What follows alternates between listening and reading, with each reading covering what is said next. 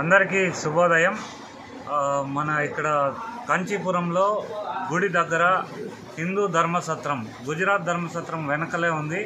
ఎవరైనా రావాలంటే తిరుపతి కానీ వేలూరు కానీ అలాగే ఆంధ్ర నుంచి ఎవరు వచ్చినా కూడా చిత్తూరు వాళ్ళు కానీ ఇక్కడికి వచ్చి ఇక్కడే బస 3 రోజులు ఫ్రీగా ఉంటుంది।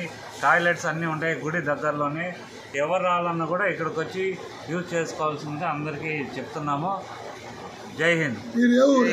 మేము మదనపల్లి ఆంధ్రప్రదేశ్ అన్నమయ్య జిల్లా మదనపల్లి నుండి వచ్చాము। ఇక్కడ చాలా బాగా చూసుకుంటూ ఉన్నారు